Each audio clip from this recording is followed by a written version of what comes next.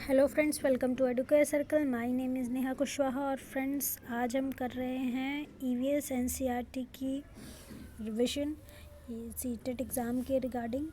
और फ्रेंड्स, अगर वीडियो पसंद आए तो प्लीज़ चैनल को सब्सक्राइब करिएगा और वीडियो को लाइक और शेयर करिएगा ताकि और बच्चों को भी इसका फ़ायदा मिल सके। हमारा चैप्टर है गोइंग टू द स्कूल।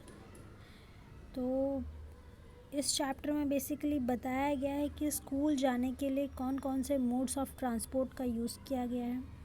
आइए जानते हैं। बैम्बू ब्रिजेस का इस्तेमाल होता है असम में। क्या कहते हैं ये देख लेते हैं।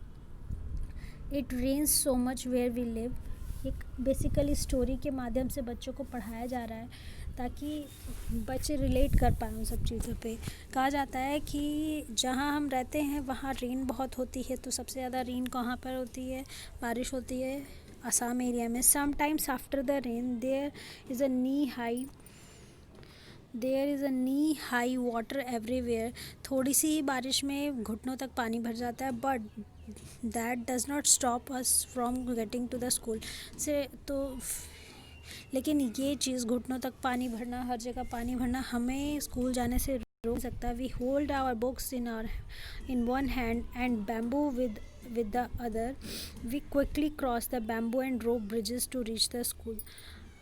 हम लोग एक हाथ में किताबें लेते हैं, बैम्बू लेते हैं और जल्दी से जल्दी अपने बैम्बू और रोप ब्रिजेस को क्रॉस करके हम अपने स्कूल पहुंच जाते हैं। तो बेसिकली बच्चों को यहाँ पर सेंसिटाइज़ किया गया है कि बाकी जो एरिया में बच्चे रहते हैं, अलग अलग प्रदेश में बच्चे रहते हैं, वो किस तरीके से स्कूल जाते हैं। नेक्स्ट बताया गया है द ट्रॉली। और ये कहाँ यूज़ होती है? लद्दाख एरिया में। Every day we have to cross the river to get the school. हर रोज़ हमको नदी को क्रॉस करना पड़ता है स्कूल जाने के लिए, शिक्षा पाने के लिए। Get the river is wide and deep. River बहुत चौड़ी है और बहुत गहरी है। There is a strong iron rope. बीच में एक आयरन रोप होती है across the river. On both side it is tied tightly with strong trees और रॉक्स। पेड़ों से, पत्थरों से इस रोप को बांध दिया जाता है। There is a trolley an open box made of wood. एक ओपन बॉक्स टाइप का होता है जो कि लकड़ी से बना होता है, अटैच्ड विद द रोप से अटैच किया जाता है। 4 or 5 of us sitting in the trolley. A pulley helps the trolley to move across the rope. We reach the other side of river in a short time. तो इस trolley की मदद से हम एक साइड से दूसरे साइड, नदी के दूसरे साइड जाके हम अपना रास्ता पार करके डेली स्कूल जाते हैं ताकि हम एक अच्छी शिक्षा पा सकें। Next is vallam. वेलम कहाँ यूज़ किया जाता है? वेलम यूज़ किया जाता है केरला में। In some part of Kerala we use vallam small wooden boat और टू रीच द स्कूल। हम वेलम का इस्तेमाल करते हैं। छोटी सी नाव होती है लकड़ी की जिसका हम यूज़ करते हैं स्कूल पहुंचने के लिए।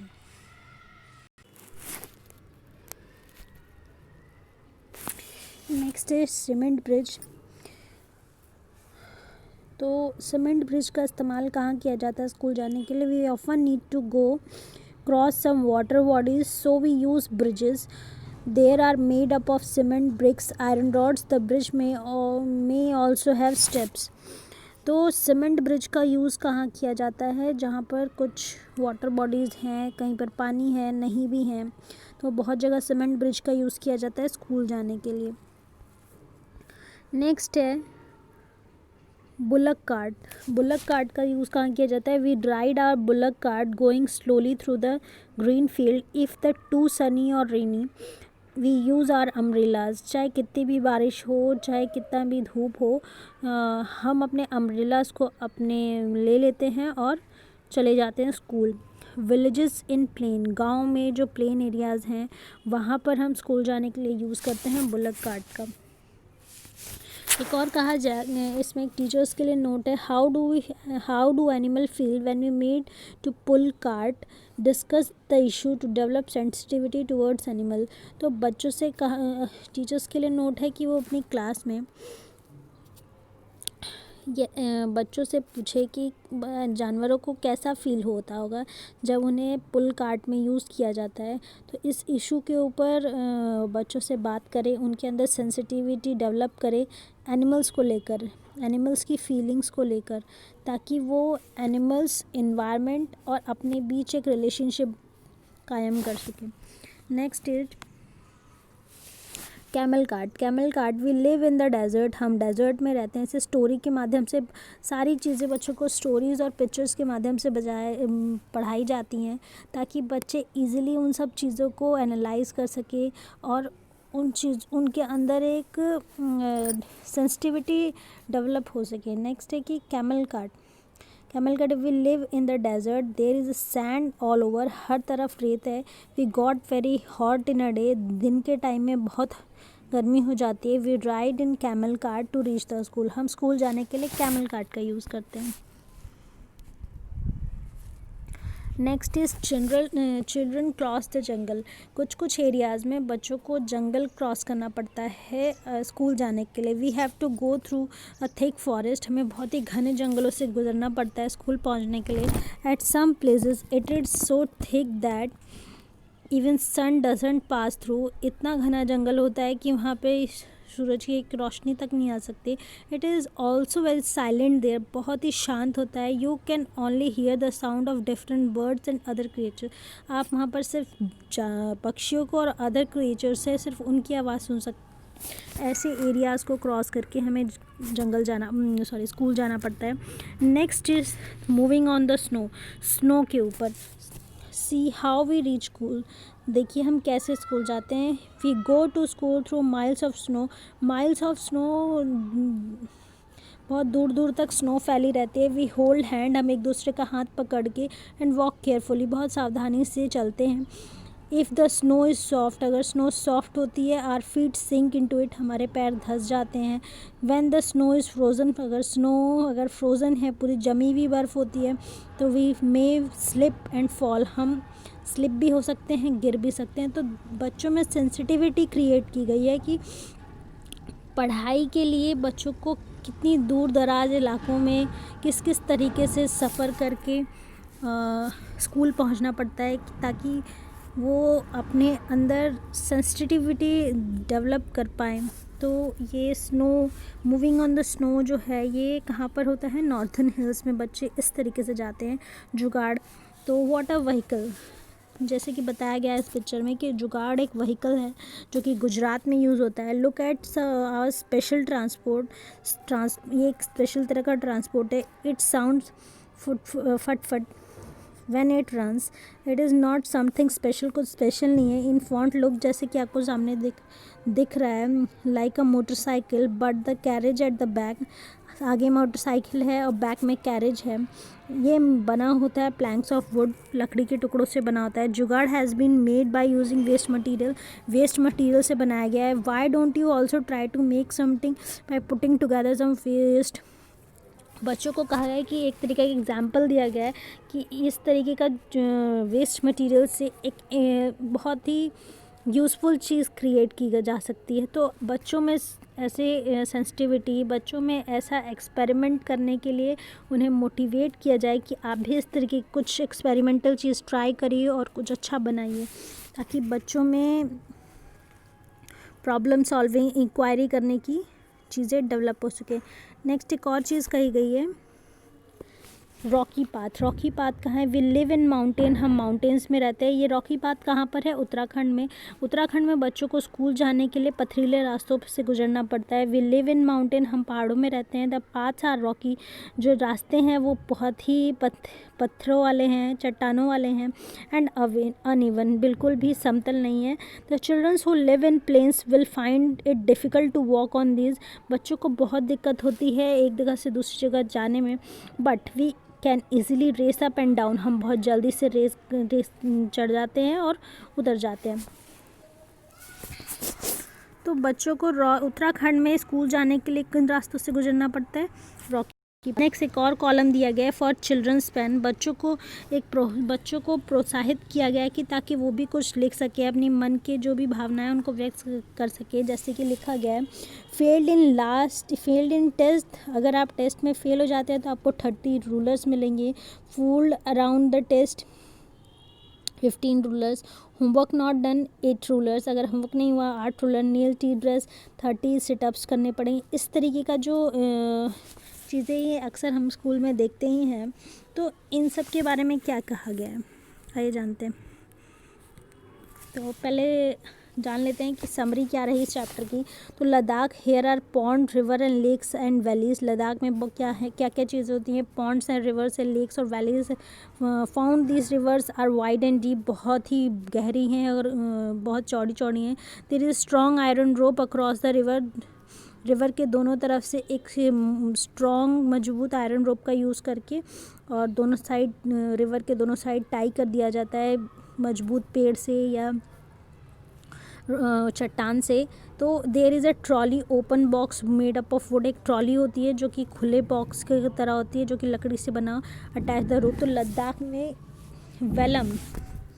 वेलम जो है यूज़ किया जाता है, लद्दाख में ट्रॉली जो यूज़ किया जाता है स्कूल जाने के लिए। केरला में सम पार्ट ऑफ केरला के कुछ हिस्सों में वेलम का यूज़ किया जाता है। ये एक वुडन बोट होती है नदियों को पार करने के लिए। राजस्थान में कैमल कार्ट का यूज़ किया जाता है स्कूल जाने के लिए। गुजरात में एक स्पेशल व्हीकल है जिसको जुगाड़ कहा जाता है। कश्मीर में शिकारा कश्मीर में वुडन बोट होती है जिसका नाम है शिकारा, और जो कि डल लेक और other water bodies of Srinagar और कश्मीर में यूज़ किया जाता है।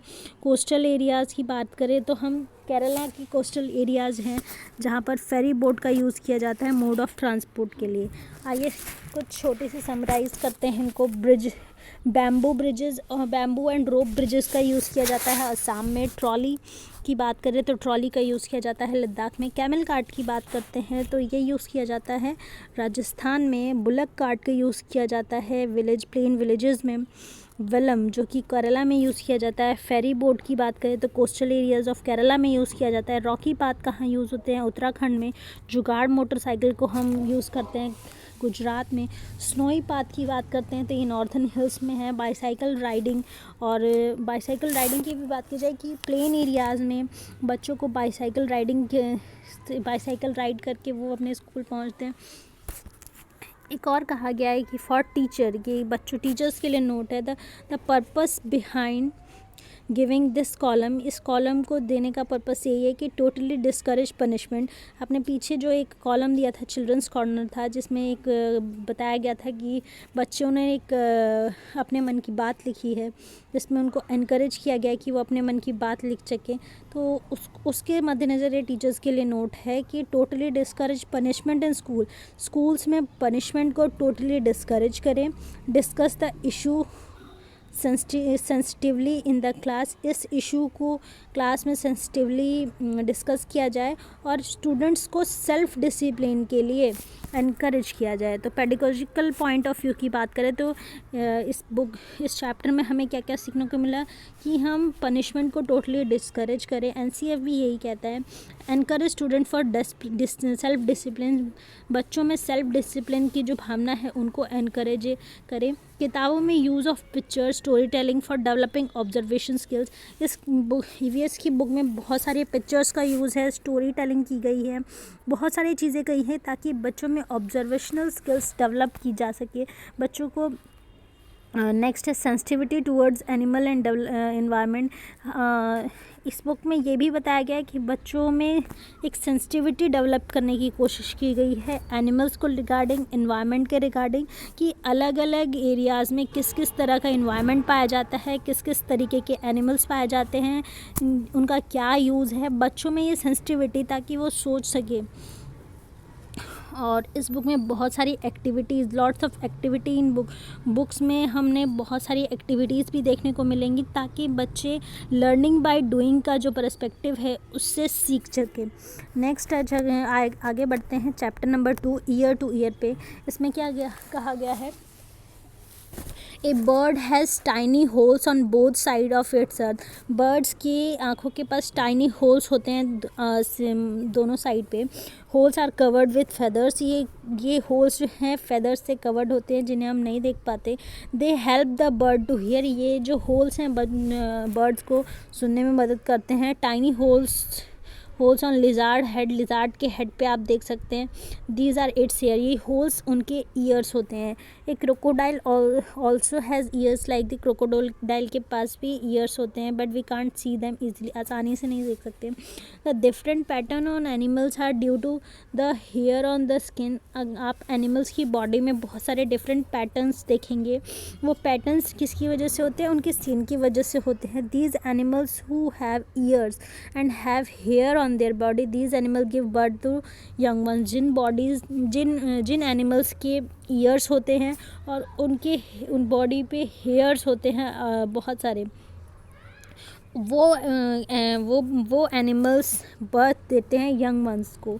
और जिन एनिमल्स के ईयर्स भी नहीं हैं और हेयर्स भी नहीं हैं वो एनिमल्स एग देते हैं, लेज एग। चैप्टर 3 की बात की जाए, ए डे विद नंदू, तो इसमें एक बेसिकली एक एलिफेंट की स्टोरी को बताया गया है जिसमें के मेन पॉइंट्स हैं। Elephant has regular diet of 100 kgs of green leafy material per day. एक एलिफेंट की जो रेगुलर डाइट है वो 100 kg तक, यानी कि 1 क्विंटल तक हरी पत्तियां जो है पर डे खा सकता है एक दिन में। Elephant loves to play with mud and water. Elephants को कीचड़ और पानी में खेलने में बहुत मज़ा आता है। They use its ear to fan to cool it. वो अपने कानों का इस्तेमाल करते हैं अपने आप को ठंडा रखने के लिए। Baby elephant is approximately of 90 kgs at time of birth के टाइम पे बेबी एलिफेंट का वेट 90 kgs तक अप्रॉक्सीमेटली होता है। इन हियर्ड ऑफ एलिफेंट के हियर्ड में ओल्डेस्ट फीमेल जो इज़ लीडर, जो सबसे बूढ़ी एलिफेंट फीमेल होती है वही लीडर होती है। ए हियर्ड में भी एक हियर्ड में, एक हाथियों के झुंड में कम से कम 10 से लेकर 12 फीमेल एलिफेंट्स होते हैं और छोटे छोटे बच्चे होते हैं। एक हाथियों के झुंड में 10 to 12 female elephants and young ones. In heard की बात करें यानी कि झुंड की बात करें, mail elephant not present. Mail elephant नहीं होते हैं।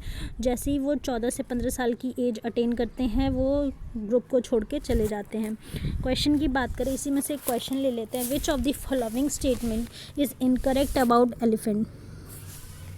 ऐसा कौन सा स्टेटमेंट है जो कि एलिफेंट के रिगार्डिंग इनकरेक्ट है? Elephant like to take too much rest because of their heavy bodies. Elephant है बहुत आराम करना चाहते हैं क्योंकि उनकी हैवी बॉडीज़ होती है। A 3 month old baby elephant generally weight, ये सही कहा गया है क्योंकि वो बहुत आराम करते हैं। A 3 month old baby elephant generally weight about 2 quintals। ये बोल रहे हैं कि एक 3 महीने का छोटा बेबी एलिफेंट जो है उसका वेट लगभग 2 क्विंटल के अकॉर्डिंग होगा। An adult elephant can eat even more than 2 quintals of leaves and twigs in a 1 day। Adult elephant जो है ये 2 क्विंटल से ज़्यादा पत्तियाँ या जो हैं ग्रीन लीव्स हैं वो एक दिन में खा जाते हैं। Elephant sleep for 4 to 6 hours। Elephant लगभग 4 से 6 घंटे सोते हैं। तो जस्ट अभी आपने पढ़ा है कि बेबी एलिफेंट का अप्रॉक्सीमेटली वेट होता है 90 kg। तो इसका ऑप्शन नंबर बी गलत है।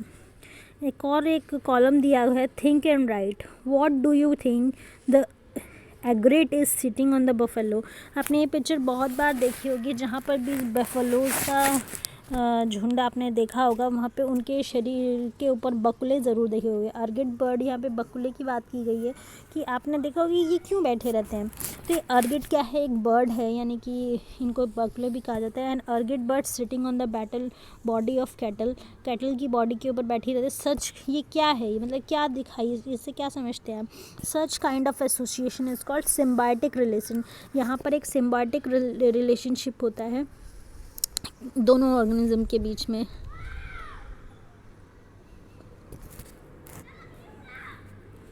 चैप्टर नंबर 4 है द स्टोरी ऑफ अमृता। ये खेजड़ी विलेज जोधपुर राजस्थान की बात की गई यहाँ पे। The village got its name, village को इसका नाम इसलिए मिला क्योंकि यहाँ पर खेजड़ी ट्रीज़ बहुत सारे हैं। तो खेजड़ी विलेज कहाँ पर है? जोधपुर राजस्थान में है। आइए इसके बारे में जानते हैं। तो khejri tree is found mainly in desert area. Khejri के जो पेड़ हैं ये डेजर्ट एरिया में मेनली मिलते हैं। It grown without much water, कम पानी में उग जाते हैं। इट्स बाग इज़ यूजफुल, इसके बाग्स जो हैं मेडिसिन बनाने में यूज़ आते हैं। और कुक एंड ईट, इसके फ्रूट्स को खाया जाता है पका करके। और भी बहुत सारे यूज़ हैं। एक ये पिक्चर आप देख रहे हैं जो कि बुक में बहुत जगह यूज़ की गई है। इस पिक्चर में यही ऑब्ज़र्व किया जा रहा है कि लोग पेड़ों को पकड़ रखा है और काटने से रोक रहे हैं।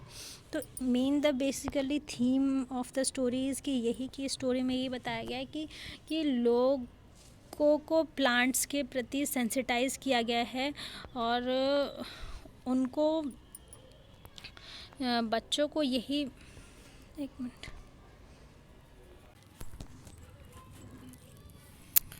तो इसमें एक और कॉलम दिया गया है, encourage children to ask their elders about animals and insects. अपने एल्डर्स से एनिमल्स और इंसेक्ट्स के बारे में जानकारी प्राप्त करें। Discuss the children about reducing the number of bird due to changes of environment के चेंजेस की वजह से क्या उन पे इफ़ेक्ट पड़ता है, बर्ड्स का नंबर काउंट क्यों कम हो रहा है, ये सब बातें डिस्कस करें। चैप्टर 5 इसमें दिया गया अनीता और हनी बी। इसमें अनीता कुशवाहा नाम की एक लड़की हैं, उनके बारे में बताया गया है। वो कहाँ रहती हैं? बुचाचा विलेज है, मुजफ्फरपुर डिस्ट्रिक्ट, बिहार में। इसमें क्या बताया गया इसमें कि फॉर टीचर के लिए एक नोट भी है। Explain the meaning of term debate और टू द चिल्ड्रन। डिबेट का जो मीनिंग, जो टर्म है डिबेट, इसका मीनिंग क्लास में डिस्कस किया जाए। Debate helps children to look at the issues of different angles. Debate जब किया जाता है तो अलग अलग एंगल से विचार किया जाता है। तो and encourage children to give their opinion in class. बच्चों को क्लास में अपने अपने ओपिनियंस, जो भी उनकी सोच है, समझ है, जो भी ऑब्जर्वेशनल स्किल्स है, जो भी उन्होंने पूरे चैप्टर में डेवलप की पढ़ने के बाद, उनको डिस्कस करें ताकि बच्चों में ऑब्जर्वेशनल स्किल्स जो हैं और इंटरनल स्किल्स जो हैं, मोटिवेशन स्किल्स हैं, जो भी उन्होंने इस चैप्टर में सीखा वो बता सकें। एक और चीज़ बताई गई है कि every child has a right to free education up to class 8। इस चैप्टर में, अनीता एंड हनी बी, इस वाले चैप्टर में आपको यही बताया गया है कि शिक्षा एकदम फ्री है up to class 8। And do you think that all children are able to study up to class 8? Discuss, class में डिस्कशन करना है। तो हनी बी, एक और इसमें इम्पॉर्टेंट फैक्ट्स जो है जिनको हम करते हुए चलेंगे। तो honey bees lays their egg from October to December. Honey bees जो है उनके एग्स कौन से मंथ में देती हैं? अक्टूबर से दिसंबर के मंथ में। There was the best time to start bee keeping. ये बी कीपिंग के लिए, मधुमक्खी पालन के लिए बेस्ट टाइम है। तो द लीची ट्रीज़ कम, और एक और द लीची ट्री जो हैं, लीची के पेड़ में फ्लावरिंग का मंथ होता है फरवरी। Every bee hive has a queen bee. हर मधुमक्खी के हाइव्स में, हाइव में एक क्वीन बी होती है जो कि अंडे देती हैं। आप सबको पता है there are only few males in the hive में सिर्फ कुछ ही मेल्स होते हैं। Most of the bees in the hive are worker bee. पूरे बी हाइव में कुछ बीज जो हैं, अधिकतर बीज जो हैं वो वर्कर्स भी होती हैं। इन्हीं तरीके से और भी इंसेक्ट्स हैं जो कि ग्रुप में रहते हैं, जैसे ants live and work together like a honey bee. चींटियाँ भी हैं, वो भी मधुमक्खियों की तरह एक साथ रहती है कॉलोनीज़ में। और उनकी भी एक क्वीन आंट होती है जो कि अंडे देती है। सोल्जर आंट्स जो हैं उनकी looks after and guard the ants nest worker. उनके जो भी अंडे होते हैं उनको गार्ड करती हैं। और आपने सब ने देखा ही है, termites and wasps also like this. Termites और वास्प जो हैं वो भी इस तरीके की कॉलोनीज़ में ही रहते हैं। एक और चैप्टर 6 है ओमन्स विलेज। ओमांस विलेज, इसमें ओमांस जर्नी के बारे में बात किया गया है। इसमें कहा गया है फॉर टीचर्स के लिए गांधीधाम, अहमदाबाद और Valsad are in Gujarat, Kozhikode in Kerala. Show the state in children to the map to help realise what a long journey it is. बच्चों को बेसिकली अलग अलग शहरों का नाम बताया गया है ताकि बच्चे इन शहरों के बीच में रिलेट कर पाएँ, इन चीज़ों की डाइवर्सिटी, इन एरियाज़ में जो डाइवर्सिटी है बात को लेकर, मतलब लैंग्वेज को लेकर, क्लोथ्स को लेकर, मतलब इन सब चीज़ों को वो जान पाएँ कि वहाँ पे क्या क्या डाइवर्सिटी है, क्या क्या चीज़ें हैं, उनके बारे में डिस्कस करें एक दूसरे से। तो ये जर्नी स्टार्ट होती है गांधीधाम से, जो कि कच्छ में है, कच्छ राजस्थान में। अहमदाबाद में फिर ट्रेन पहुंचती है, फिर ये गुजरात में है, वलसाड़ भी गुजरात में है, कोझिकोड केरला में है। तो जर्नी स्टार्ट होती है राजस्थान से गुजरते हुए अहमदाबाद पहुंचते हैं, फिर वलसाड़ पहुंचते हैं, फिर केरला।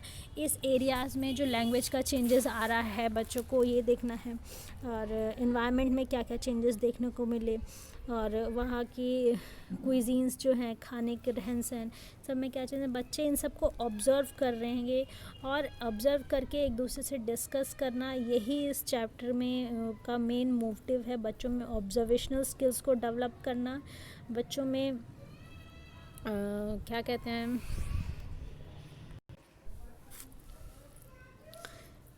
इंटरनल मोटिवेशन और इन्वायरमेंट के प्रति सेंसिटिविटी, और एनिमल्स के प्रति सेंसिटिविटी, इन सब को डेवलप करने की कोशिश की गई है।